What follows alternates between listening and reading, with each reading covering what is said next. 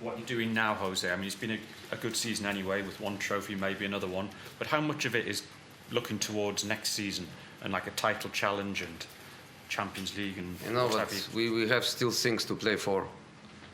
I know what you mean, and I can say that if we are not fighting for top four, if we are not fighting to try to win Europa League, I would say it's a great moment to forget this season and to do everything thinking about the next season.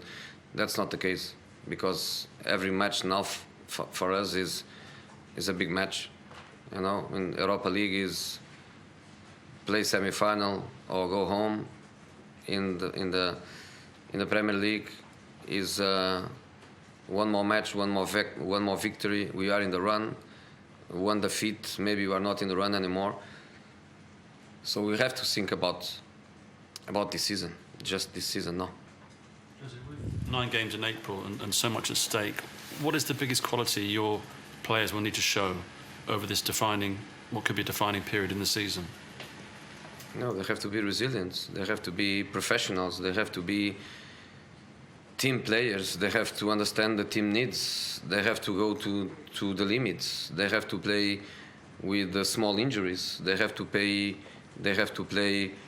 with pain. They have to play with fatigue, because there is no other chance. When I look, for example, 2 weeks ahead, we are going to play against Chelsea.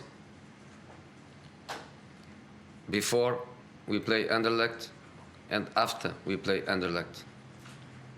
Chelsea before they are in holidays, and after they are in holidays. You can name that team.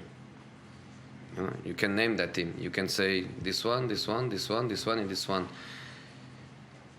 In 15 days' time, maybe the Premier League is not important for us.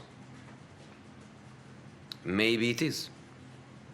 Maybe it is. If we keep winning matches now, that match against Chelsea is an important match for us.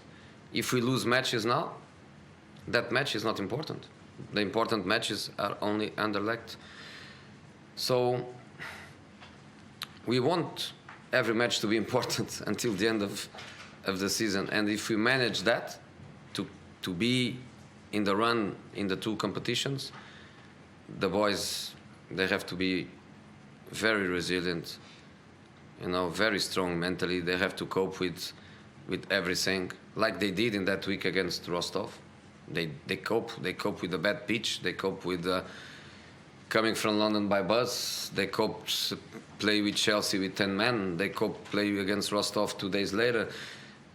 But some bodies, they felt it, like Pogba body, for example, felt it and had a negative reaction. So we need to be strong, we need to believe, and I think a good starting point is the way I started with you, by saying the ones that are not important. The only ones that matter is the ones that are available. You talked before about giving your board the names of the players you'd like to bring in the summer. As a manager, how important is it to try and get those players in early to give you as much preparation for the new season? And is that something you've always? I know it's very not important, possible, and the board knows that. But I also know that in this moment, the market is very difficult.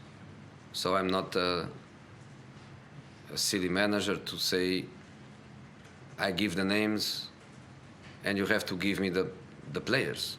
Not at all.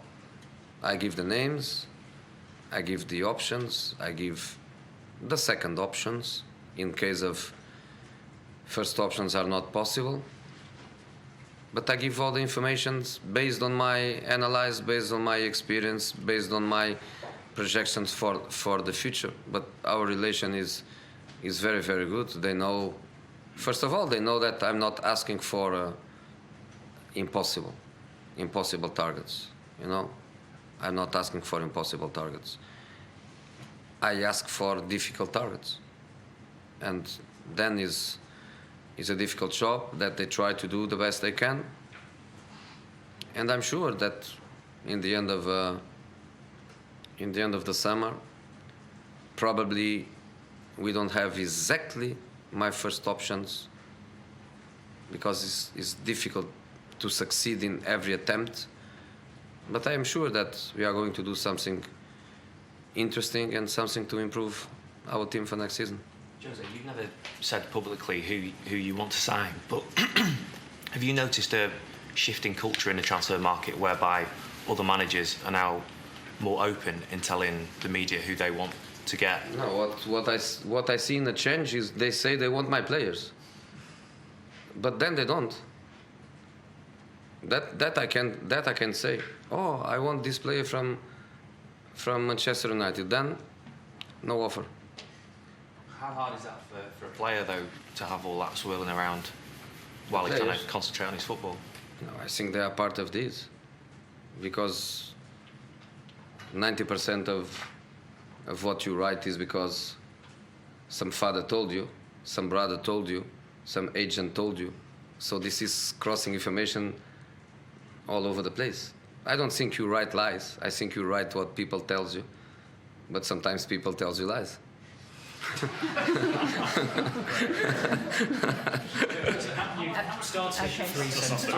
Okay, last question. How much competition do you expect for your first choices in terms of transfer target, and how much does the lure and the name of Manchester United give you an edge in terms of that? Because a lot of players want to move to London. You know, that's often cited as a big pull.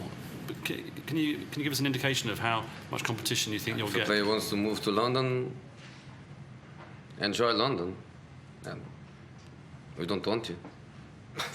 If the first thing you think is where you are going to live, well, I think Los Angeles, Galaxy would be the first choice, and then Vitória Setúbal, go to the beach every day, and there are beautiful places to live and to play. We want people that really is engaged with the first contact. We want people that if I call some guy or if Mr. Woodward calls some player or some agent, we want people that is immediately engaged, is immediately dreaming about coming. This is the profile of players we want. You don't want to come to us?